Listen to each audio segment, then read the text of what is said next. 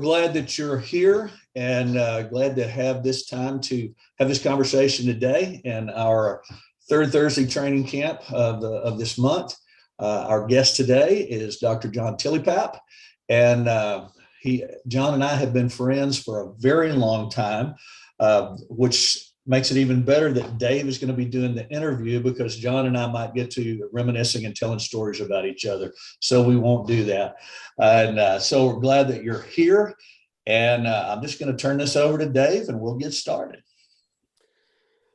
Thanks, Jerry. And thank you, John, for agreeing to join us. I'm excited myself just to learn a little bit more about your organizations, what you guys do, and also for our churches, for pastors, for individuals, to hear what you do and how that might be able to impact their fulfilling of their mission and kingdom building and those kind of things.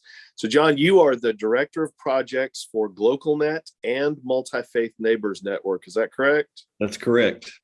All right. So tell us a little bit about those two organizations. What are they? What do they do? Why are they important? How do they serve the kingdom?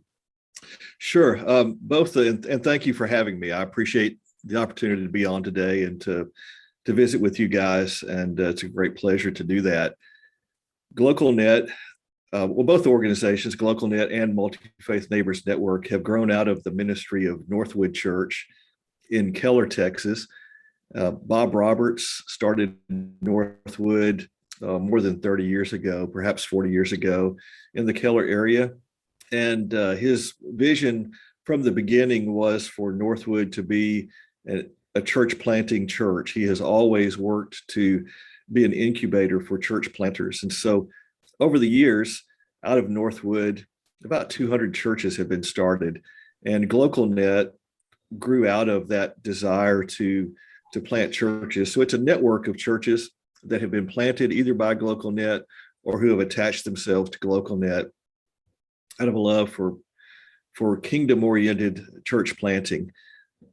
Several years ago, Bob, along with some others, developed a philosophy of ministry that he calls Kingdom DNA, and they sometimes call it KDSC, Kingdom Disciple Society Church. And the focus of that is to disciple individuals in the church to go out and function in the domains of society where they live, work, and play. And so they engage people with the gospel in the public square. So it's not just the pastors or people who are ordained who do ministry, but everyone has an opportunity wherever they live, work, or play to be an ambassador for Christ. And so training people to do that and having churches that are trained to disciple people in that way is really the focus of GlocalNet. And planting churches that do that from the very beginning, having that kingdom DNA. And so when churches are started by GlocalNet, they will make a commitment that they will start another church. And then they also commit that they will be involved in engaging some nation in the world that is a difficult place to work. And so MultiFaith Neighbors Network grew out of that nation engagement piece of GlocalNet. And the word global comes from the idea of combining global and local. And the idea that an Acts 1:8 form of missions, where we are called to be the witnesses of Jesus in Jerusalem, Samaria, Judea, Samaria, and to the ends of the earth, that's not a progression. It's a simultaneous engagement. And so we want people to engage locally, but also globally. And so they can take their skills in whatever they do, and they can do that globally. And that grew out of an engagement that Northwood developed in Vietnam.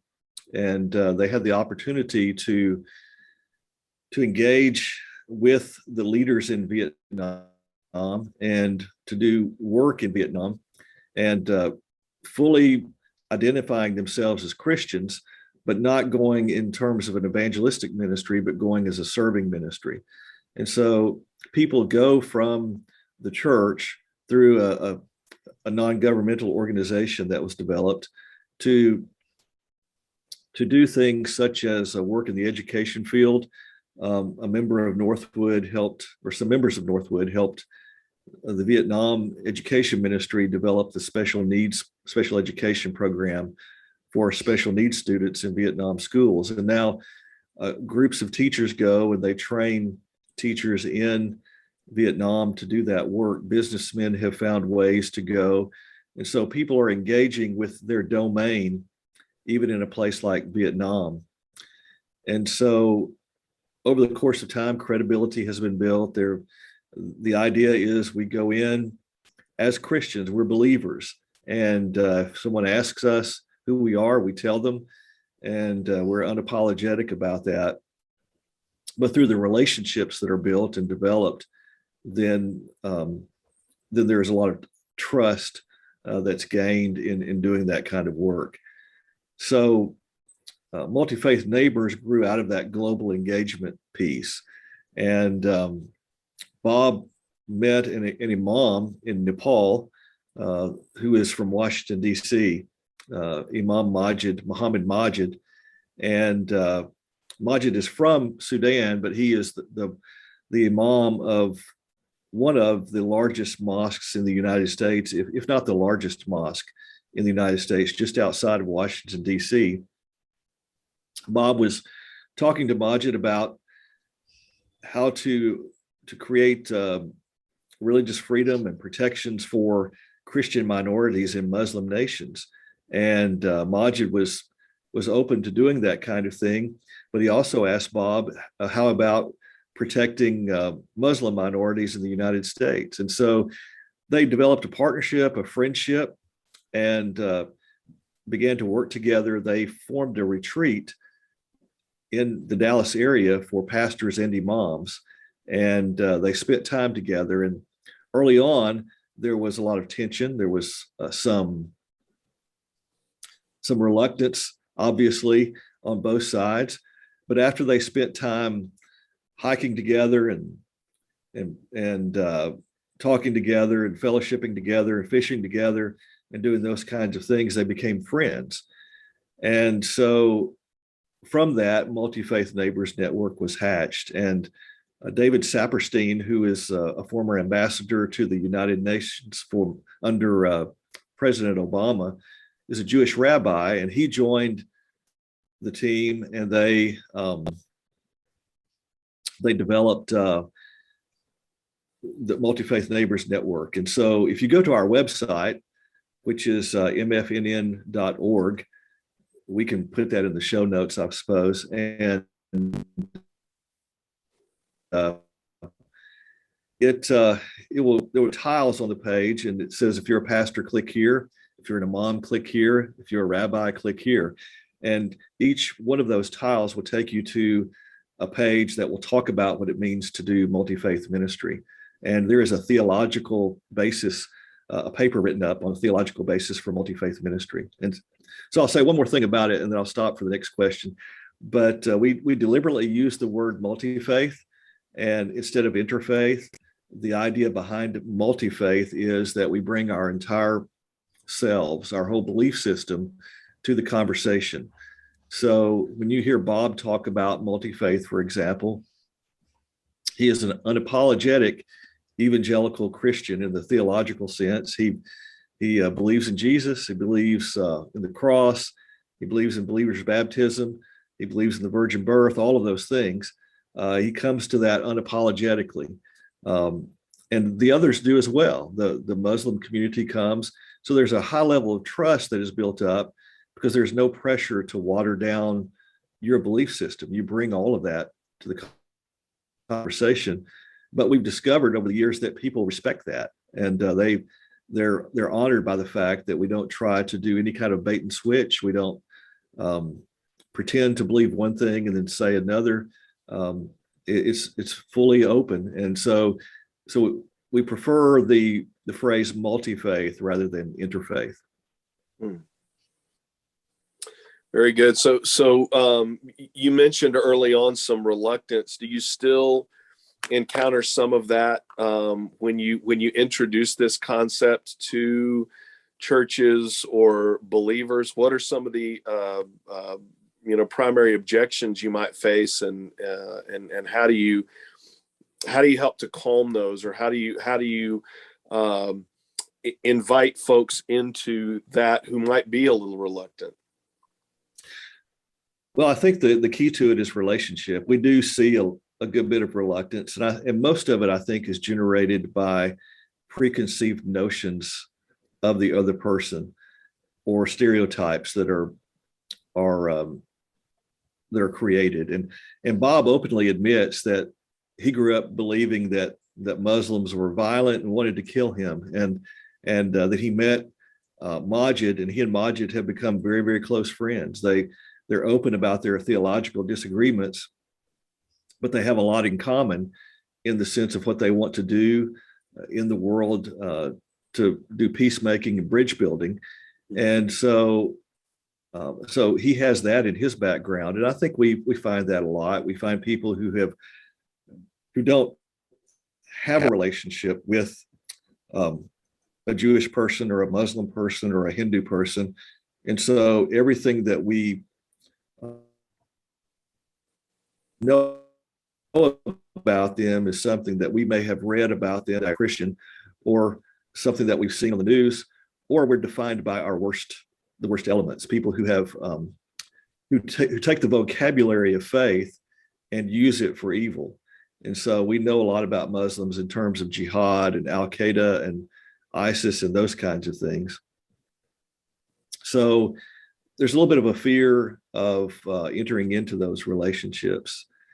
So I think the only way we can do that is just to create conversations.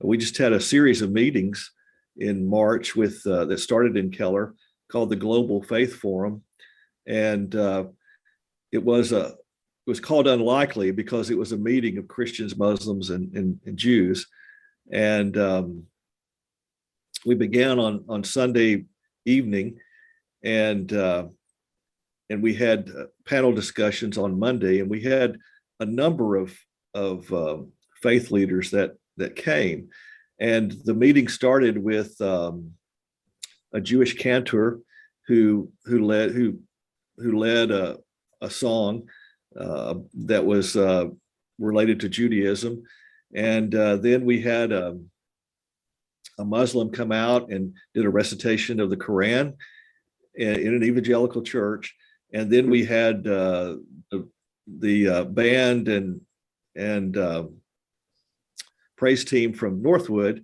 with a very rousing rendition of "Living He Loved Me, Dying He Saved Me." I'd never heard it sung like that before, and it was fantastic. So we brought all those elements to the stage, and the keynote speaker was the executive director of the Muslim World League. His name is Dr. Muhammad Al-Isa, and about 4 years ago, the Muslim World League passed a declaration called the Makkah Declaration. And the Muslim World League is a group of several thousand Muslim scholars. And the declaration, among the things that it calls for, is an end to religiously motivated violence and terrorism. It calls for fair treatment of women. It calls for fair treatment of all religions. And there are lots of points that are made in that declaration. And he spoke about the need for peace, the desire to love our neighbor. And then there were several people in a panel discussion that responded. Walter Kim of the National Association of Evangelicals, David Beasley, who is the former governor of South Carolina and is now the head of Food for the World, who recently received the Nobel Peace Prize, was there, and he spoke in response. All three of the most recent ambassadors at large to the United Nations were there. David Saperstein, who was there under Obama, Sam Brownback, who was the ambassador under Trump, and then Rashad Hussain, who's now the ambassador under Biden. You had a Christian, a Muslim and a Jewish ambassador all there, speaking about the need for religious freedom and working together. And so at the end of we did this in Keller on Sunday night and Monday, and then last Wednesday we were in Kansas City, and then on Sunday night we were in Washington D.C. And at the end of the meeting in Washington D.C., there was a memorandum of understanding that was signed to advocate for peace in countries where Muslims and Christians are in conflict with one another, and to advocate for religious freedom for minority groups in all countries. So that's sort of the beginning. And so when we have we were scheduling opportunities for pastors and clerics to be involved in retreats where they meet people of other faiths, spend time with them. And we think that when you start developing relationships with people of other faiths, then the stereotypes don't sustain themselves. And so if we can just simply create those opportunities to have a conversation with a person of another faith, oftentimes that can be broken down. Yeah, obviously we serve an association that's made up of primarily small rural churches, many of whom may not have a whole lot of interaction with people from other faiths, Right. as opposed to, somebody in a metropolitan area. If you lived in a Dallas or a Houston, you would have probably more interaction than you would in a Nocona, Texas, or Jacksboro, Texas, something like that. So I would imagine some of the reluctance would be, well, are you asking us to set aside our convictions? Are you asking us to compromise our doctrinal distinctives? And clearly, you're not. It sounds like what you're doing is inviting people from different faiths to find areas that they have in common, things that can benefit people of all faiths, and lead to human flourishing, not just flourishing of one group. So that's go ahead. I was going to say that's exactly right. One of the phrases we use is resilience. We want to build resilient communities, and we want people to have the freedom to practice their faith, and for all faiths to have the opportunity to present themselves fairly. And so, as you know, I live in Parker County, and served the Parker Association for a number of years, and we don't have a mosque or a synagogue in Parker County. And so those opportunities are limited. And so what people resort to, or what they see on television or social media, what they're told about a person of another faith. But there is a desire to allow us to do things together that we want to do to help communities thrive in peace. Excellent. So your role as director of projects, what kind of projects on both sides for GlocalNet and MultiFaith Neighbors Network? Well, I was brought on board mainly to lead a project that is grant funded for the next 2 years to do a pilot project, I guess, in Tarrant County, to think about ways that churches can build resilience in their community, both in themselves and in their community, against the forces that are at play that try to divide our communities. How can churches have the tools to speak into those issues? And how can churches be bridges toward peacemaking in our communities? And so we've just begun that, and we're doing some listening sessions in Tarrant County to hear from constituents in Tarrant County. And we're doing that with some partners. We have an academic partner that is guiding the research phase of the project and crunching the data. We have another partner that has been involved in doing peacemaking work around the world.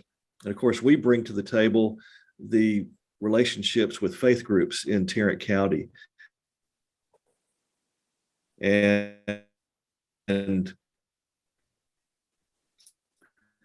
And so as time goes on and we help some resilience initiatives that will be useful for churches to do bridge building in their communities. And so that's my main work right now.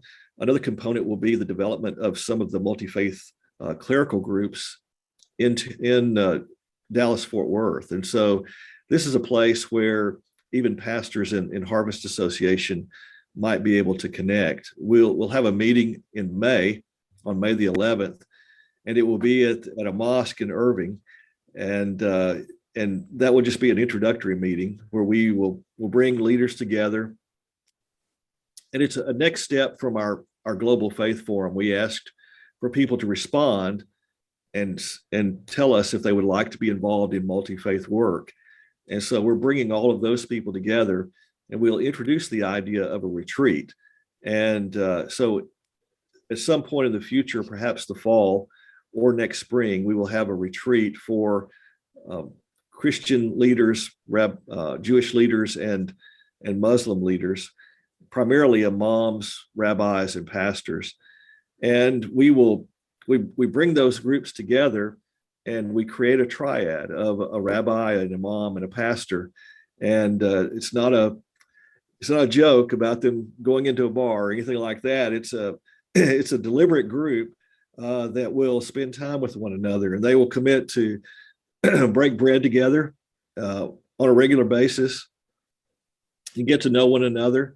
They'll commit to visiting one another's homes, and we ask them to invite one another in. I think that's the way that you develop very close relationships, is you invite someone in your home, and hospitality is a value of all three faiths. And so we ask them to do that. We ask them to try to get their congregations together to get to know one another, which is an enormous step. And then we ask them to find some way to work together in their community to do some project that benefits the community. And then the fifth thing we ask is that they will advocate for one another in a time of crisis.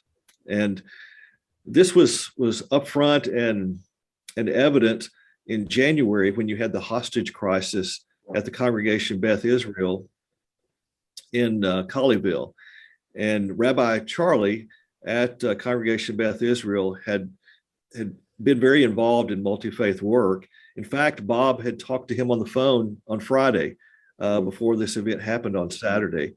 And so you had an evangelical pastor, you had an imam, you had another rabbi, you had a Catholic priest together, and some others who gathered at the Catholic church next to the synagogue. And they were there with the family.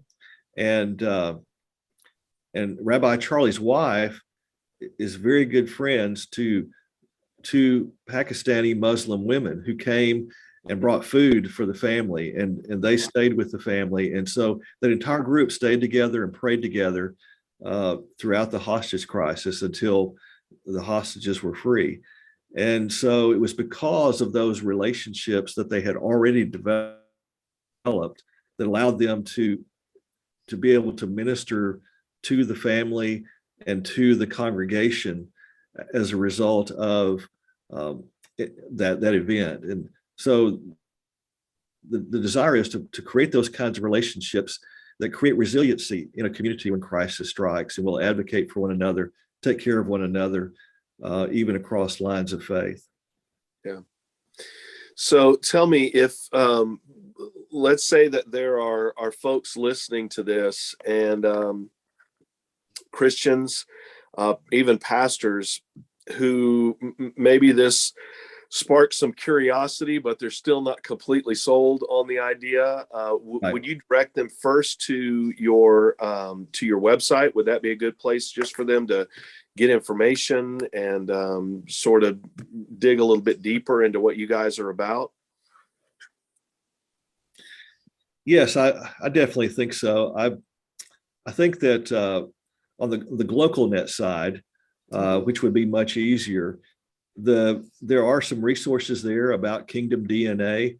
There are some videos, and I would encourage pastors to check out the Kingdom DNA piece. Kingdom Disciple Society Church. Periodically, GlocalNet sponsors retreats where they do training on that philosophy. I think they have one coming up in May in the Dallas area. Obviously, it's focused on church planters, but pastors are able to come. And even when I was the director of missions, I went to one of these retreats just to learn more about it. And you can, and even a church planter who isn't going to plant in connection with the GlocalNet could still come. And so I would encourage people that are interested in that kingdom DNA type work to check out those retreats or the annual gathering that GlocalNet has every fall. On the MultiFaith Network side, I would encourage them to go to the website, click on the tile that says, "Are you a pastor?" and just read the resources that are there, and read the theological reflection about multi-faith ministry. And then if they have questions, they can call us.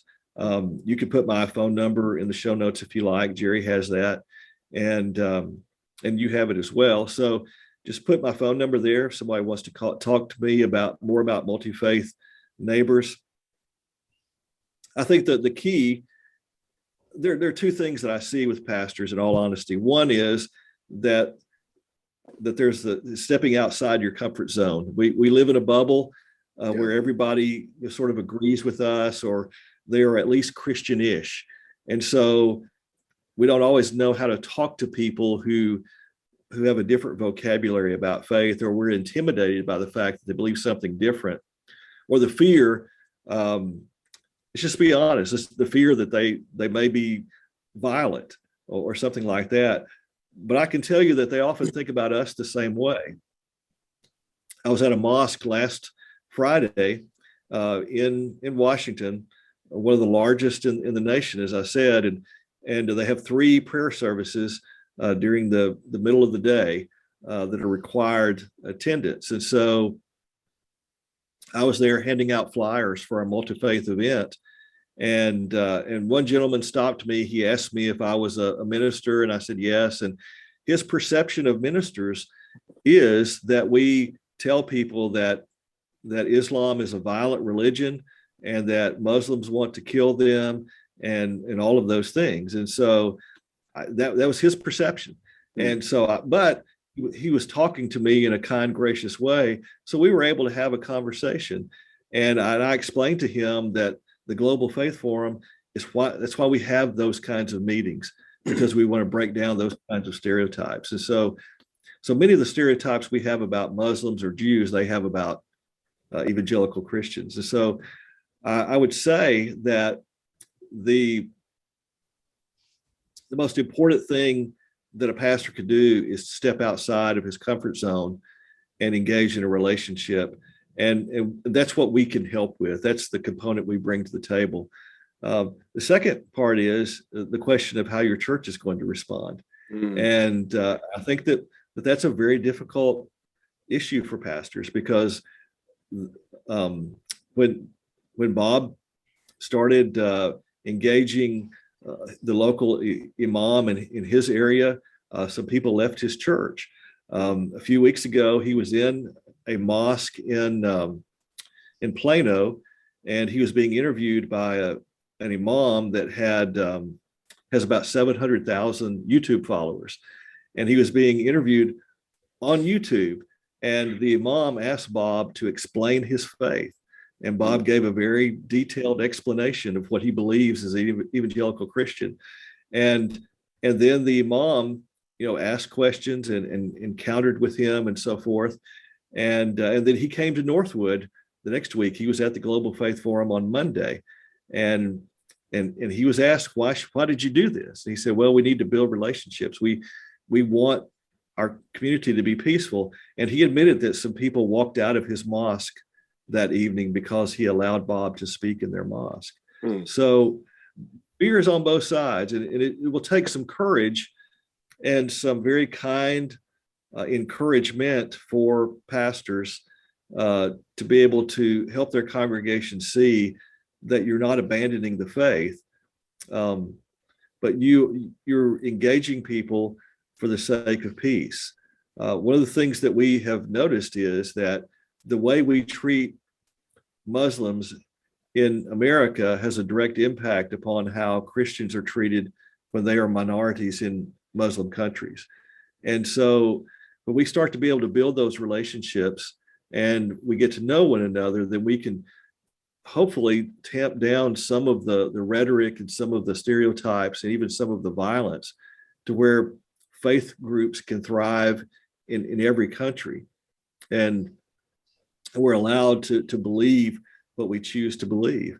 And so it's a big step. I understand that, but we like to do it in community. We provide a place where you're not the only pastor doing that. You know, if you have 10 or 15 pastors, 10 or 15 rabbis, 10 or 15 imams, then there's a little bit of security in that.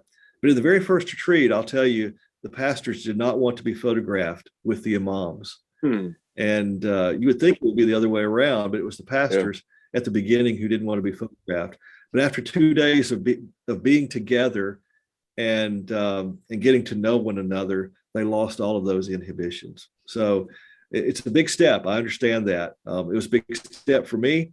And I grew up Southern Baptist. My dad was a Southern Baptist pastor. You know, I haven't lost any of my theological convictions as a Baptist to participate in this work. And my theology has not changed in any way in relating to Muslims and Jews. But I'll tell one more story, and then you may have another question. I was having lunch with a Muslim businessman not long ago, and he was explaining to me that he gets up every morning and goes to the mosque at 6 a.m. to pray. And he's not required to go to the mosque to pray, but he does it because he wants to eliminate all distractions. Because he said, I believe that time leads me to be the kind of person that I need to be throughout the day. And I'm the kind of person that God wants me to be because I spend that time doing that. And so I had to admire his conviction, admire his discipline in being able to do that. And then I began to think, okay, what kind of Christian does it take to be able to speak to that woman and convince him about Jesus? You have somebody who is that committed, that disciplined to what he believes, and is that gracious and kind as he is, then how do we relate to that individual in such a way that they see Jesus in us? And so many times we can't point to better examples. And so I think that's part of what we'll learn when we engage in this kind of work. Yeah, I think too that if we're willing to engage in these conversations and build these relationships, I think it also says something about our confidence in the truth of what we believe. That if what Sure. we say we believe is true, then it's able to stand up in the marketplace of ideas and rise to the top. If we believe it's just sort of tentatively held, then maybe there should be some fear in throwing that out there. Well, maybe we'll be proven wrong. But if we're confident in the truth of what we say we believe, we shouldn't have any fear or reluctance of letting that faith stand in the marketplace of ideas. I think it can actually, show the opposite of what a lot of people are scared of, that it can show that we are absolutely confident that what we believe is the truth, and we'll put that up against, in a gracious way and in a kind, compassionate way, let that stand, alongside what anybody else says they believe. You're exactly right. I couldn't agree with you more. And I think we are so accustomed to being the majority and having the monopoly on the conversation that it's a little bit difficult for us to engage in that marketplace of ideas that you talked about. But that's where we go back to the idea of leading disciples to go out into the global public square and be the ambassadors of Jesus. We're there to represent him. We're not there to dominate anyone or to bully them into faith. We are representatives of the kingdom of Jesus Christ, and we need to do that in front of people who don't believe in him. And so I agree with you.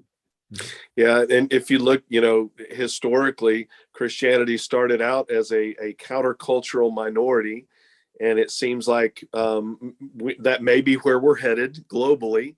But that's, we were meant to function that way, as kind of a counterculture rather than an organization that has power and influence in the way that we've grown accustomed to. So let me ask, going back to the GlocalNet, the way that we here at First Baptist, I'm the pastor. For those who don't know, I'm in addition to being on staff at Harvest Association, I'm the pastor at First Baptist Church in Nocona.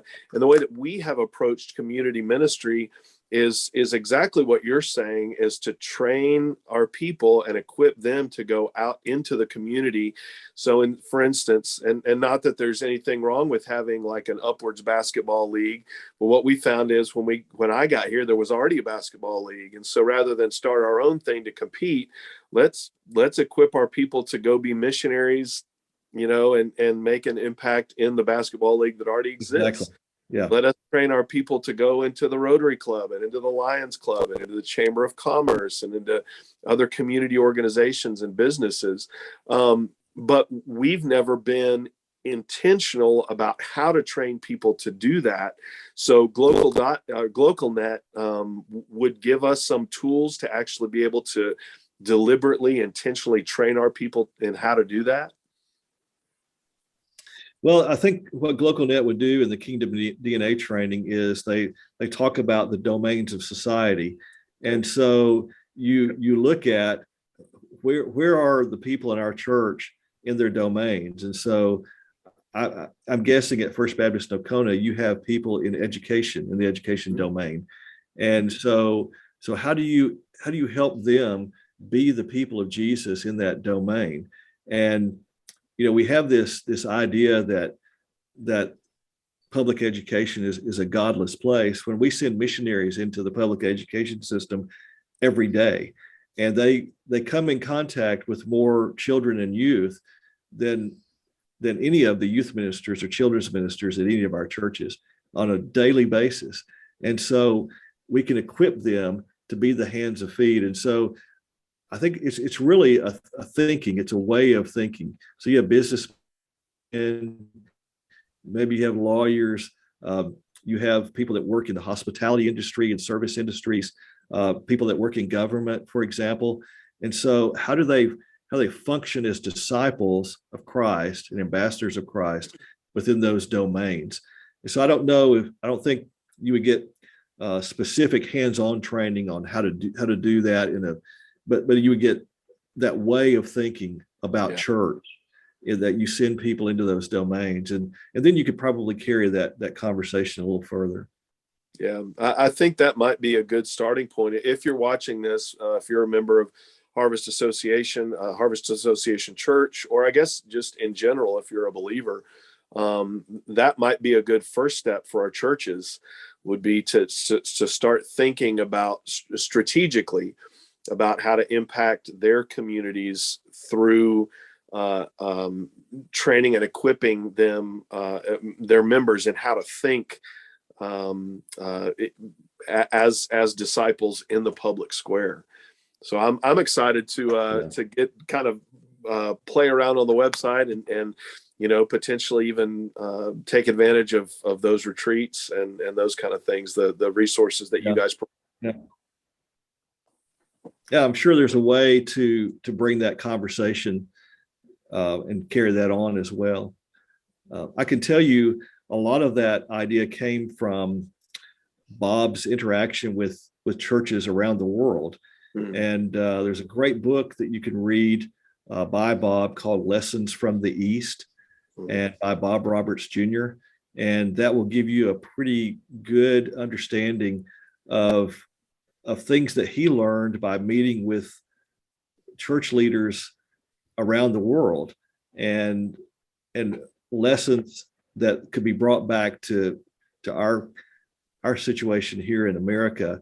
We often think that we are the exporters of Christianity to the world, but actually the church is growing on a global basis, and so I think there are a lot of lessons they could teach us. So I think we would be happy to assist churches with that mindset of a kingdom DNA, a kingdom perspective that is a little bit bigger way of seeing how God can work. And the way we talk about it is we want to fulfill the prayer of Jesus for his kingdom to come here on earth as it is in heaven. Yeah, very good. Well, I don't know, Jerry, if you had any follow-up questions or anything that had kind of sparked your interest during this conversation that you wanted to ask. Well, I would just throw in that, Dave knows and John knows, but I actually was able to attend the Global Faith Forum in Keller, and so saw firsthand all the things that John has described, and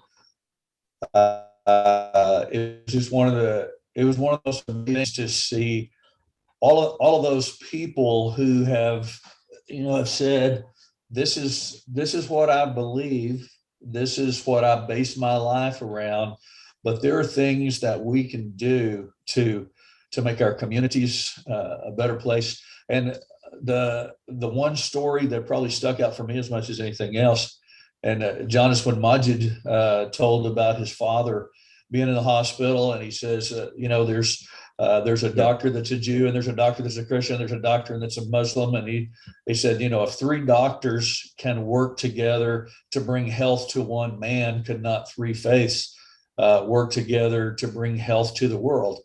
And so that was really powerful, and so I'm just encouraged by the conversation. And of course, I've known who Bob is for a long time. Really don't know him personally. We've had a bit of interaction over the years, but he is, every time that I've heard him, and even there, he is very unapologetic about his faith. And I thought one great example of how these relationships work is that he's up there in front of all these people and he's making jokes about this guy, so I still dream of baptizing Majid in that baptistry back there. And, and there is no offense in all of that.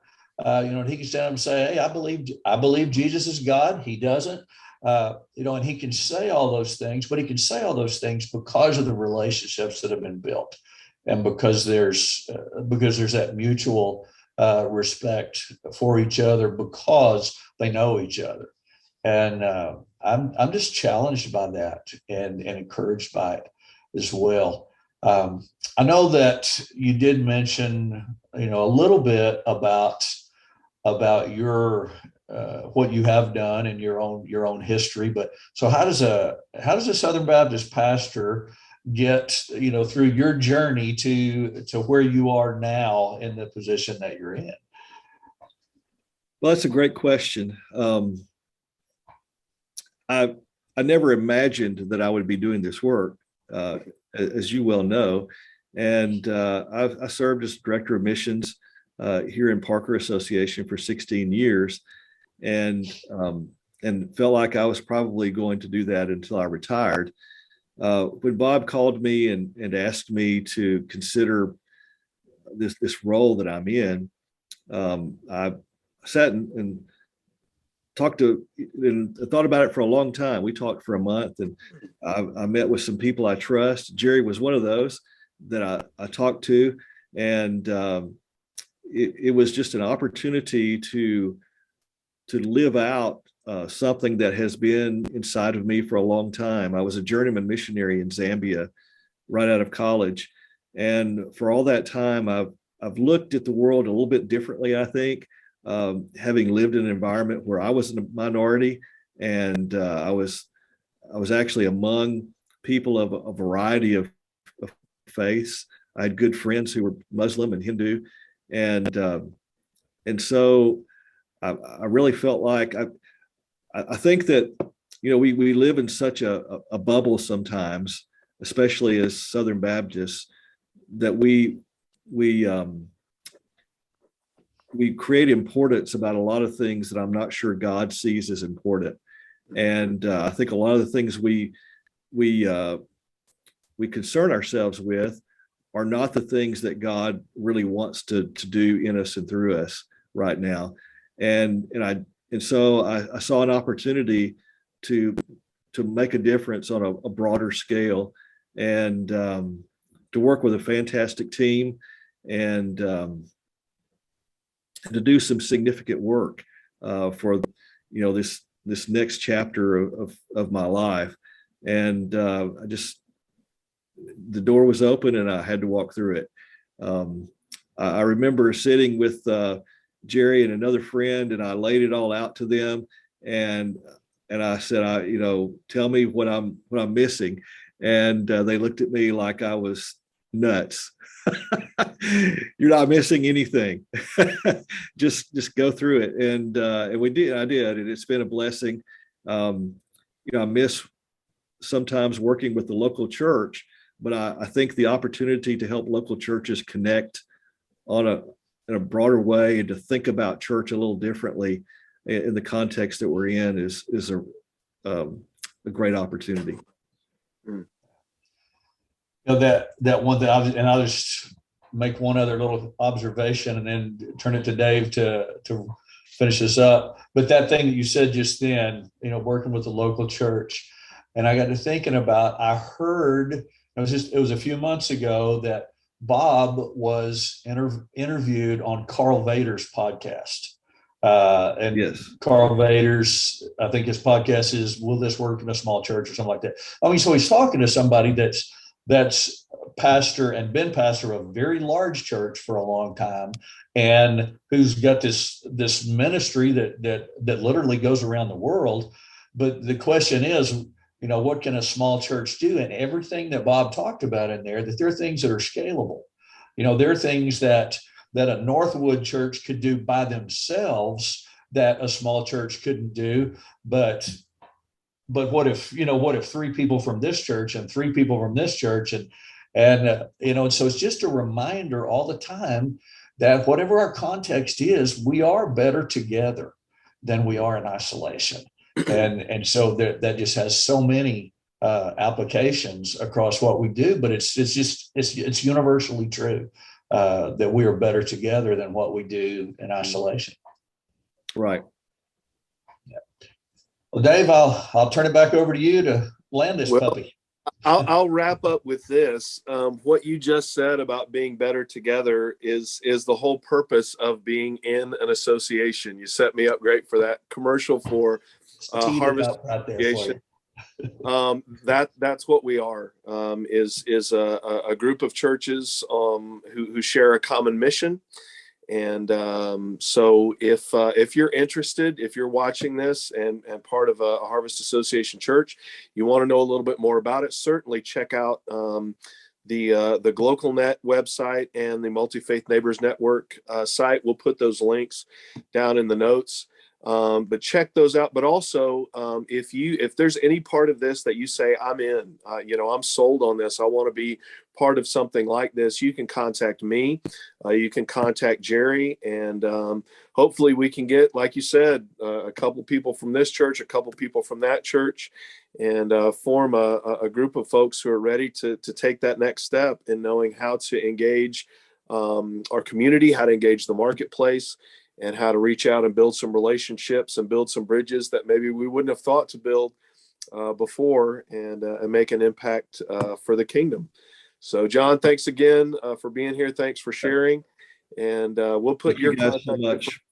We'll put your contact information in the notes as well, so people might be able to reach out to you. So that's all I've got.